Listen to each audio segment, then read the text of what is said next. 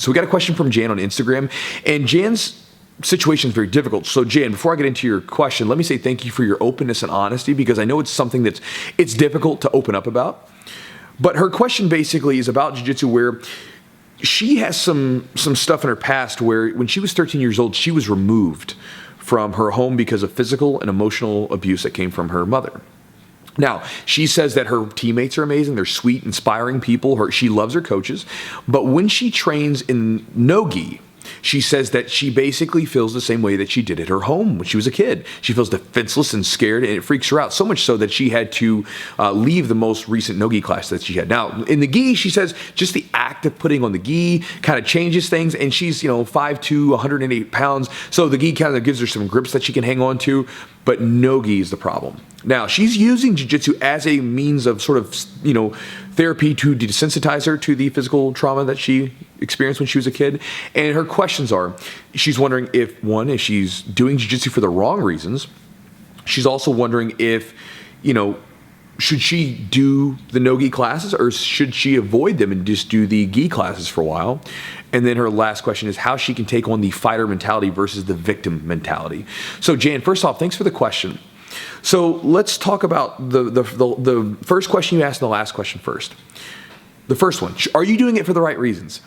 People do jiu-jitsu for a multitude of reasons, and as long as it's one that brings positivity and happiness in your life, I think it's the right one. It's the perfect reason for you, right? Because, when you boil down the reasons why we do jiu-jitsu, it boils down in most cases to happiness, right? For instance, for you, if you went to a no-gi class, and this is going to happen, if you go to a no-gi class and you keep facing the spear down, you're going to go to the no-gi class eventually, and you're not going to have any anxiety, you're not going to have any fear, and you're going to be just floating on a cloud the rest of the day. You're going to feel so happy because you conquered a fear.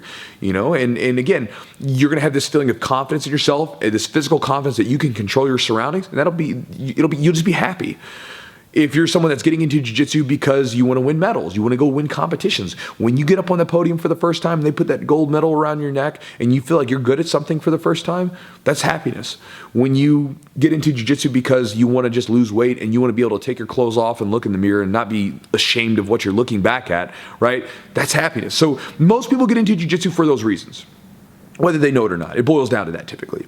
And so I think that's a perfect reason for you, to give you confidence in your physical, abilities. That's a perfect reason for jiu-jitsu. Now, your last one is how do you take on the fighter mentality versus the victim mentality? You're doing it right now.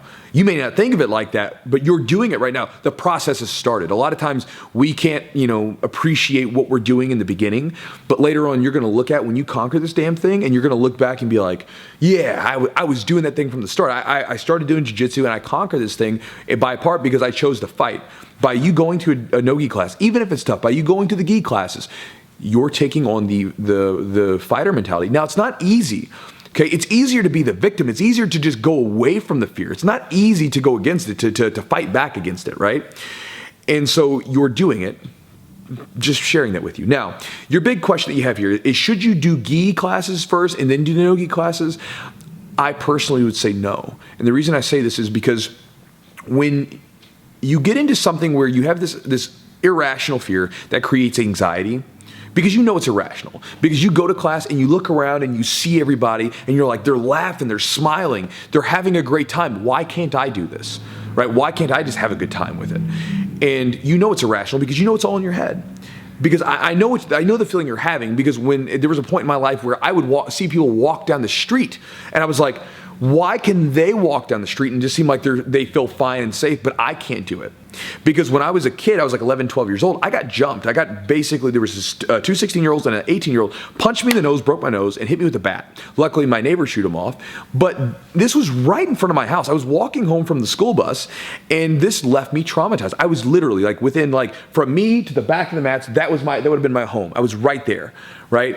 And so within my little bubble of safety, I was made a victim.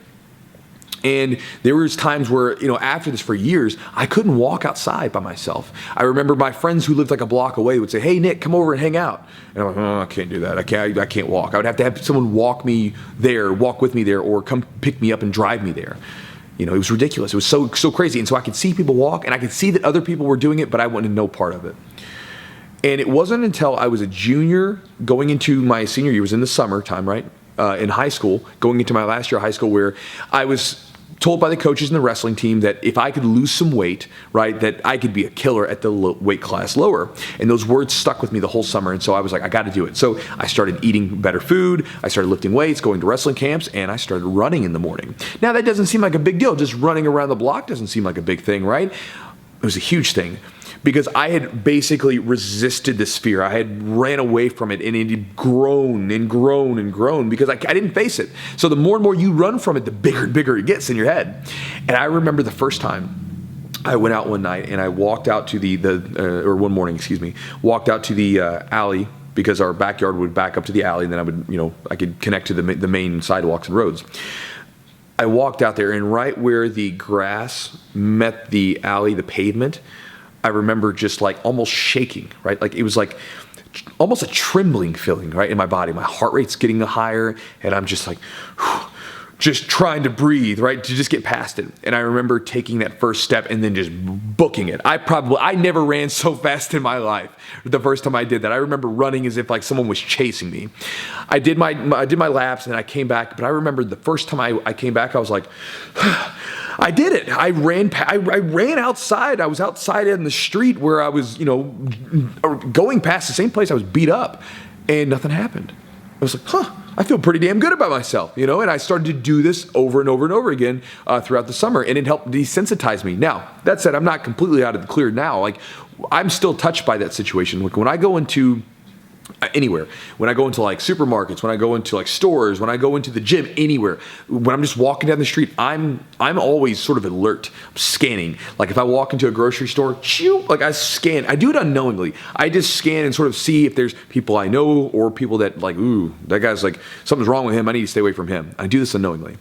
And so I'm still touched by it, right? But again, I think you and I both have probably been through this stuff where you run from some fear, and then the minute you do it, you have this overwhelming sense of just, God, that wasn't so bad, right? I mean, I'm sure you've had that in other areas of your life, right? You probably had this thing where you've done something and you were kind of afraid to do it, and then you did it, and you're like, oh, that wasn't so bad.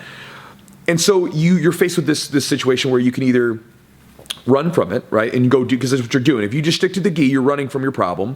That fear is going to grow, and you're taking on the victim mentality again. Or you turn, first off, understand that fear is human, right? Everybody is afraid of something. Everybody has fear. Everyone has fear. You just got to say it like 3 times, right? But if you run from the fear, it gets bigger. If you face the fear down, it typically gets smaller and smaller and smaller until you're not afraid of it at all. And so what I would say to you is that you need to go to the no-gi classes, especially because of the fear that you have associated with it. It's the same way with me, not walking outside. The minute I friggin' started walking outside, I realized it wasn't so bad. And I think that you understand it's not going to be that bad. You just have to find a way to cope with it. So what I would say is, if you were my student, here's what I would maybe try to work with you. Talk to your coach. Right? Let them know about the problem. Just first off, just the fact you talking to someone and being open with it in public, like that someone, you don't have to, air out your business, but talk to your coach and let them know what's going on. You kind of take control of it, right? You're controlling the situation now. It's no longer like you're trying to suppress it as if it doesn't exist. You're like, yeah, it exists. Whatever. I'm bracing it. I got some problems, right? Let's fix it though. Talk to your coach and say, listen, I got this thing. Would you be okay with me coming to class and not rolling, just doing technique, right? Because technique's a lot more controlled. It doesn't have the same intensity and the pushing down that rolling does, right? So just ask if you can not roll for a while. Just do that a little bit.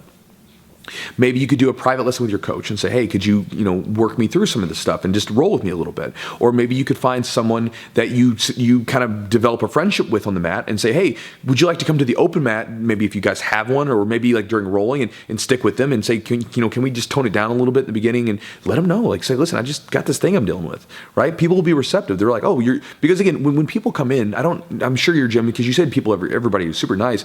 Like in the gym, we're here to help each other. I've had someone that had similar issues to you where like if they were held down, sometimes they would start tearing up, and it's like you understood that. So it's like, okay, let's help you out. Let's bring you along, and obviously it's not a problem anymore. And the last thing I would say is maybe ask your coach if it's possible.